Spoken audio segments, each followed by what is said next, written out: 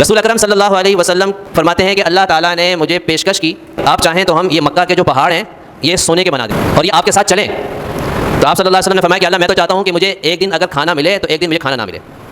جس دن مجھے کھانا ملے میں اس پر اللہ کا شکر ادا کروں، اور جس دن کھانا نہ ملے اس پہ صبر کروں، تاکہ دونوں صورتوں میں اجر ملے. تو آپ صلی اللہ علیہ وسلم کے پاس تو کسی سے کمی نہیں تھی، آپ نے اپنے پاس کچھ رکھنا گوارا نہیں کیا. اس لیے میں لکھا ہے کہ رسول اکرم صلی اللہ علیہ وسلم کا جو یہ زہد ہے یہ اختیاری تھا، اپنے اختیار سے آپ نے زہد اپنایا، یہ دنیا کو چھوڑا.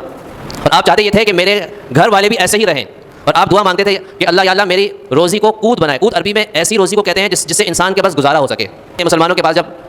مال غنیمت آنا شروع ہوا، پھر مسلمانوں کے صحابہ کرام کے حالات تبدیل ہونا شروع ہوئے، تو آپ صلی اللہ علیہ وسلم کی زوجات نے یہ سامنے مطالبہ رکھا کہ اب تو پیسے کی کمی نہیں ہے، مسلمانوں کے پاس دولت آ رہی ہے مال غنیمت کی شکل میں مختلف، تو ہمارے جو خرچے ہیں نا اس میں اضافہ کر دیا جائے. یہ بات جب آپ صلی اللہ علیہ وسلم کو پتہ چلی تو اللہ تعالیٰ نے باقاعدہ قرآن پاک میں آیتیں نازل کر دیں اور یہ بتایا کہ پیغمبر آپ اپنی بیویوں سے کہہ دیں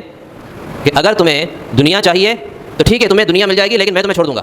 ورنہ پھر یہ ہے کہ تم اگر اللہ رسول چاہتے ہو اور آخرت چاہتے ہو تو پھر تمہیں ایسے گزارا کرنا ہوگا. تمام ازواج مطہرات نے اس بات پر وہ راضی ہو گئے کہ ٹھیک ہے، ہمیں دنیا نہیں چاہیے، ہمیں اللہ کا رسول کا ساتھ چاہیے. ایک دفعہ نماز پڑھانے کے لیے کھڑے ہوئے،